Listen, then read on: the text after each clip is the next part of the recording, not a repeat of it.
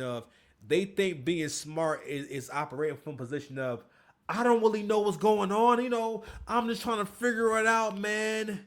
I'm just like you. I put my what if God was one of us? Nah, nigga. No, no, no, no, no, no. That's not masculine because that also means that you don't know who you are. You don't know what you stand on. I don't trust no man that doesn't move for his own benefit. Because if he doesn't move for his own benefit, that could be for a myriad of reasons. You could be because you weak, because you lazy. It's really because you lazy. A lot of you niggas is too weak-minded and you too lazy. Because it's easier for you to say, I'm gonna make you my leader so I don't gotta do the work.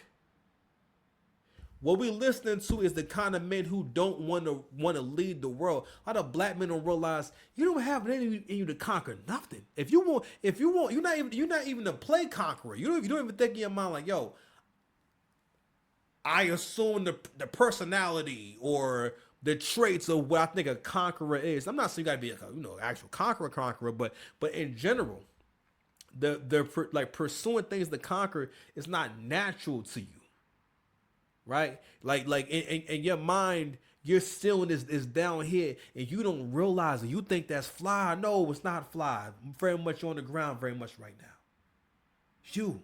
It's you, buddy. It's you, right? And everyone at the table throughout this conversation, for the most part, takes every opportunity they can to reinforce the idea of, hey man, I'm just basically just y'all sound like slaves. You basically saying so many words. I don't know nothing, nigga. I just do what master tell me. Because for the most part, another thing about this conversation is there's a few actors on this panel. One being Clifton Powell. Eric Man point out one of the other ones. So I'm like, hold on now. I think that means that Hollywood is getting active again. I think that means that Hollywood really does put effort into programming. Now CGA talked about this, about you're going to start seeing content specifically that's going to be funded by the government, right? And these people are going to make the kind of content to where they're going to how can I put it? The government is going to be able to program you through this content too. So you're going to have people who appear to be content creators, but they're also actually like double agents and whatnot. So we know that in Hollywood, the Democrats and liberals are very big in Hollywood as far as everything that goes on with that, right? So we know that this is a voting block that could potentially be lost or be compromised, and it's very much compromised now because maybe not now, but in the next election, you're going to see less black people voting Democrat, right? And not only that, you're seeing that black men are starting to change. If you're paying attention, men in general are starting to change. And what's interesting is no one's come up with the agenda of, well, let's make men happy and give them incentive to achieve in order to get the best out of them. Society, especially when it comes to, like, let's say with black men in particular, for the most part, this is all about making sure you get your ass back to that plantation, makes you understand who's boss, you to understand who's in control and what your focus is supposed to be. Several men sitting down having a conversation about bettering themselves should not be all about berating themselves, putting themselves down, seeing themselves as less capable, disrespecting the oldest person in the room, someone old enough to be your goddamn granddaddy, raising your voice and shit. And ironically, of course it was a Zestmeister. And listen, I got love for the Zestmeisters. All right, gay people say all kinds of weird, crazy, messed up things about straight people. So, but anyway, I listen. I got love for the Zestmeisters. You know what I'm saying? Listen, y'all do y'all thing, right? But reason why I point out the guy's sexual orientation is because this is something you gotta realize that it doesn't matter if you believe someone or not. If you come across someone, if you talk to someone, if you hear their voice, you hear that whatever it is, that person influences you. And I've noticed this very negative attitude. There's a lot of entitlement that I see that queer people have, where they feel as though people are supposed to like them, or they're a bad person if they don't like them, or if they don't care for them. Because it's not always someone coming up to you, calling you a name, or telling you, I don't rock with you, or I don't rock with your lifestyle. You're self-conscious about your lifestyle because you know you're different. And yes, of course, people are taken aback by certain things you do because you're different from other people. And that's me putting it in the most humane way possible. But you see this resentment a lot of them carry around. And Angry Man pointed this out too. When you watch the full confrontation with Clifton Powell and the young man, you see that it's some daddy issues going on. Now, I've said this to y'all before about I had to come to a revelation of why some men I come across that I think of my friends, sometimes they see me and regard me as a peer, or they seem to have just give me a more of a strong rapport and whatnot. And I said, oh, it's because he sees me as more of a peer. He's probably also a father. He probably makes more money than me. He probably has more than me. He's just as experienced, whatever it is. And real always recognize real. Most times good guys can tell when they're looking at another good guy. You know what I'm saying? You can tell by the eye contact and, you know, the personability. Not personability, them being personable.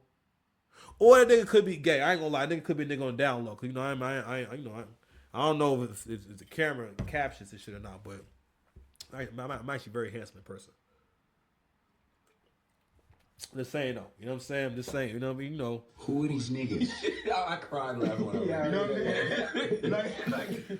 We need to stay away from these niggas.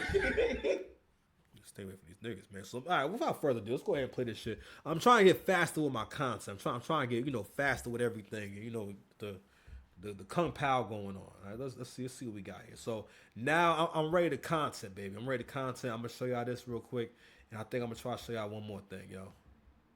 So let's check it out. I'm 70 years old, so I come from a whole nother. Let's go down here. All right, boom. Just talking about I'm 70 years old, so I come from a whole. My bad. I'm about to do it like this. All right. Another era than any of you Negroes is talking about. And what I've learned, and I'm not saying I'm right, I think everybody is right, because there's so many levels to this. But most of this was laid on our parents' parents. Yeah. My father was born in 1915, and his parents were slaves. Well, his grandparents were slaves. So what I've learned is it's not your mother's fault. It's not your father's fault. It's not your fault. We were born into 450 years of post-slavery PTSD. I am 69, be 70 in March. I've just learned how to love. And that's where he fucked up at. That's where you messed up at. This is a super personal thing to say, and you don't realize that we've created this space where we make men think that they're doing a good thing by coming around strangers and getting on camera and being super vulnerable. Now, again, I don't know if it might be counter programming or some kind of programming. We back to regularly scheduled programming. But I'm just saying though, men, especially modern men, have created this and this is what women do. Women kind of just talk for the sake of talking. And if you watch the whole dialogue, you realize, goddamn, y'all really all talked for the sake of talking. Like no one actually. Angry Man played mad parts. I know he's not playing the entire thing. Most real men, if you have a decent amount of testosterone in your body, in your soul, if you got some ether in your soul, it makes the ether in your soul burn listening to this conversation, because especially in 2026, this conversation sounds so different. If this was 2011, 2012, this conversation will be seen differently. Clifton Powell's reaction will be seen differently. But we can kind of see,